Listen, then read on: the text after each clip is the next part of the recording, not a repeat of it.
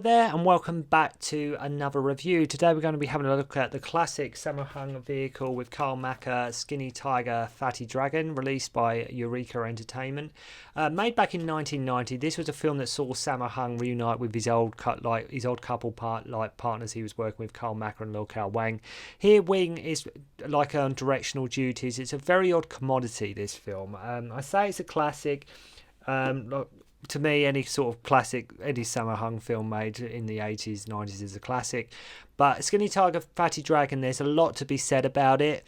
Not necessarily all good things. I say not all good things. Things that sort of make you raise an eyebrow, little things here and there. But it's still a great film. But there's a few things I'll be getting into today, and just why this film is sort of just has its moments. Let's put it that way. Let's just say it has its moments. This is a film that Sammo was huge. Like, he was regarded as one of the best kung fu action stars, directors, writers, performers of all time. And in the 80s, Sammo was very much at the height of his powers, right? Sammo was very much he was obviously Jackie Chan was massive, but Sammo was pretty much top dog. He was really at his most creative. He was at his just his most talented. Everything about what Sammo his output in the 80s was just absolutely incredible. What is it amazing? It could be seen, while I say this film's not all good in many ways, it could almost be Skinny Tiger, Fatty Dragon. It could almost be, some view it as almost like a step back for Sammo. Bearing in mind, like I say, this is a guy that done Eastern Condors, Millionaires Express. Some reason this film, it's almost like he's sort of playing it safe, so to speak. This was a man responsible for such epic masterpieces as, say, Eastern Condors, all of which were very exuberant, expensive, lengthy production. The fact of the matter is, by this time in his amazing career, Sammo unfortunately wasn't as big at as the box office as he once was. He was still doing money, people still wanted to see Sammo, but he just wasn't quite hitting what he was at the box office with audiences and things like that. Like say, Skinny Tiger, Fatty Dragon feels like it's, like I say, playing it safe. Many were not fans of Sammo's more darker films like Eastern Condors, Pedicab Driver, and even Dragons Forever to some extent, which was maybe just a bit too hard-edged for some of the audience. If you look over to my review, that's a very when you look at Dragons Forever quite in depth, it's a very brutal film. And like Skinny Tiger, Fatty Dragon doesn't apologise for being what it is. I think many were not exactly fans that he had moved completely away from the classic kung fu comedies that had made him a star. The ironic thing about that is that it's the reason why I love Sammo films, the fact they are harder, they are darker, they are unique in their nature, and that's why I've always loved Sammo movies, because he really doesn't care. Sammo, whatever he wants to do, he will do. So Skinny Tiger, Fatty Dragon was made around the time Sammo and Golden Harvest as well. This is another thing that sort of impacted the film. They had a bit of a falling out with Raymond Chow. So in this film, of course, we get Sammo channeling his inner amazing Bruce Lee persona, something he had done years before in Enter the Fat Dragon. We also get glimpses of it as well in Millionaires Express. The thing is, there are no Bruce Lee images or references in this movie as such, because Golden Harvest, of course, had the rights and things to Bruce Lee. So Bruce Lee actually is not even mentioned, as opposed to, say, in Enter the Fat Dragon, where he is mentioned. Karl Maka was largely known for being sort of in the Aces Go Places movies, and produced and worked with Wing and Sammo on the couple, as I say. So the film opens with this robbery at a convenience store. What I always find myself doing when I watch that opening scene, if you watch it with Karl Maka, they've got like a VHS library in the shop, and I'm always sort of trying to work out what films they've got there in that shop, because there's a few Western releases there. I see RoboCop, Beetlejuice, there's No Way Out with Kevin Costner, Ironweed is there, to name but a few. We have Baldy here, obviously played by Karl Maka, questions these thugs about their boss. Sammo obviously is Fatty, Baldy and Fatty, keeps the name simple. And a lot of people I've spoke to about Karl Maka's character in this movie, a lot of people don't like it because he is very OTT. He can almost border on being annoying in this movie, and he can basically do anything he wants. Not annoying, it's just like he's almost just a teeny weeny bit over the top. Basically, like I say, the extreme version of Riggs and Murtaugh is what we get here. As I say, the two can just get away with anything. So they go to try and get this guy Johnny. At one point, Baldy using like this melon as a bowling ball to stop this guy, giving you an idea of the kind of sort of action we're getting used here. I say using a melon to just take out a guy. So yeah, some say as well this was sort of like a last hurrah for Sammo, this film. Like I say, to play it safe, work with people he trusted, and have a good crack at trying to give his fans what they like and wanted from years previously. Though that does work on many levels, you can argue that the film does succeed in that. There are a few things in my eyes that stop it, like I mentioned earlier, being a complete classic Sammo, not in the sense of, say, something like Pedicab Driver is. Skinny Tiger still has its moments, but it just falls short, in my opinion. It's still a brilliant movie, but it just falls short. For example, the pacing of the movie, just when it should be building momentum for the two, but when the action should be ramping up, the two just go on holiday, and they go on like this expedition bit, which does halter the film. It sort of stall it a little bit, which I think does slow it down.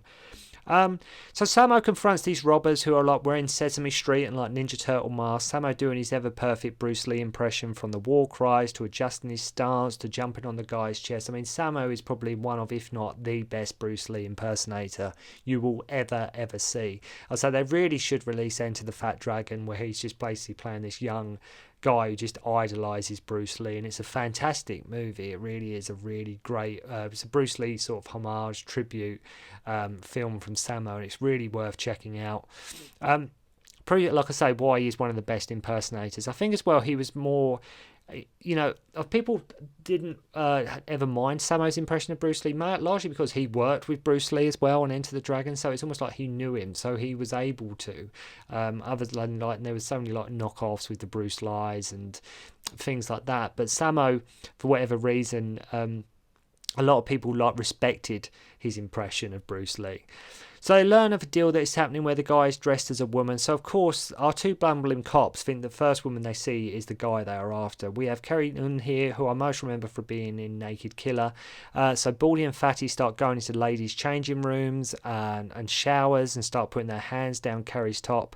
And I think this is why, like I mentioned, it's not all good in this movie, because I think it's left a bit of a bad taste in people's mouths. Like, these two are basically just assaulting women at this point in the movie. Like I say, they know the guy's going to be dressed as a woman, so they see one woman, they just start. The first woman they see, they think that's the guy. It's the treatment of women in this film. I think these two policemen, which if you look at it like Police Story, are right. If you look at something like Police Story, they're really courageous people, and here they're just seen basically as two people that abuse their power, basically, and can just do whatever they want. Sammo's character does have a sweet side. He gets concert tickets for a woman who works at the station. Scene where Lil Carl Wings, our main villain here, kills Johnny at a dinner table, and it always reminded me a bit of that scene of sort of the Al Capone in The Untouchables, when he's sort of Robert De Niro, when he's sort of all nice at first, and then he just turns because you know he's going to whack one of the guys sitting at the table. So they go to plant bugs at Carrie Unn's house, and not on the chief's orders or anything, I might add. They're not doing this. This isn't something they've been put up to just like of their job description. They're doing this in their spare time, right? This is something they're doing just off their own backs. Like, they've got their own bug, which I think would probably be illegal, doing that, off their own backs, just planting bugs in somebody's house. Notice well, Sammo's hair changes length throughout most of the movie as well. It's only where I've seen it so many times, little things I noticed. They find out they have to hide, and Sammo uses sort of the same gag that he used in Dragons Forever, where he's like hiding in the closet, and because of his size, he can sort of barely fit in there. So it's sort of repeating the same sort of joke there. So they get out and attack the bad guy's car, which they damage the crap out of on purpose, cutting through the roof, driving against the wall. So they can just get away with anything. They just abuse their power. These are not the kind of cops you want maybe assisting you, because you know they're going to do something they really shouldn't be doing. So we learn that Fatty is a dad and Baldy does have a girlfriend. So they do try and give the characters somewhat of a background, right? These aren't just two sort of idiots. They do have sort of loved ones or people they care for, even if it's not. They do have a home life, even if it's not much. We have a great, amazing fight scene at a construction site. I mean, like I say in a lot of reviews, isn't it always? It's always a building site, a construction site, or something like that. And Sammo really, if you watch this scene, which in many ways this scene is worth watching the film for alone, Sammo shows the stick, sort of the Filipino type stick fighting. He shows sort of how it's meant to be done. Like he shows this, well, he shows how the stick can be done on camera, is what I mean. He shows how well he can shoot. I mean, if you watch this bit, his energy here is insane. It's off the charts. This is Sammo in full force in this fight scene. It's all too brief. It should have gone on a lot longer than what it did, but it's a fantastic scene. Amazing how not one of them has a gun, but it's all good because it's a good excuse for a fight scene. This is what the film lacked. It always felt to me like it was maybe 2 or 3 action scenes short. It always felt to me like it was just maybe two fights shorter. Like it should have had an extra 2 fights in it, extra couple of fights just to keep the action going. And I think if it done that, it would have been a classic. There is a scene I will mention where Baldy kicks Carrie quite violently in a sensitive area, and I know this is like supposedly played for laughs for the local audiences and things like that, but I think a lot of people, even at the time, didn't find it funny, and I don't think people would find it funny now watching this. It's quite barbaric what he does. It is a bit brutal the way he treats her at one point, considering it is meant to be played for laughs, but as I say, it doesn't really leave a fantastic taste in the mouth, just the way Baldy behaves sometimes. So Sammo crashes a crap like a banquet his boss is having. Carrie is now testifying against Wing, and this is where they go on holiday to Singapore.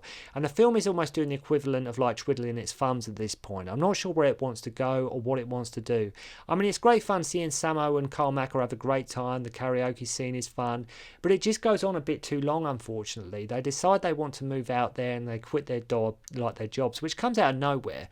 Like, they had such a good time in Singapore. They're like, let's quit our jobs. Let's stop being cops. And like I say, this whole Singapore thing, it just goes on a tad longer than it should do. Comes out of nowhere. So they go out and hand in their notice. They see Prince Dak, who's like now on bail. He's like the main villain here. Carrie now in blood protection, and Wing has hired some transsexuals from Thailand to go after her and kill her, which they actually do. Like, Carrie gets murdered in this movie, and you think she's going to be sort of the female that's going to last throughout the movie. She's going to be it's going to be Sammo, Karl Maka and her at the end. No, she gets killed. Which I found a bit of a shock, because like I said, I thought she was going to be like the female lead that would survive to the end. So her character in this really didn't have much luck, really, of what happened. She just got in with the wrong crowd, gets kicked violently by a cop, and then she gets killed.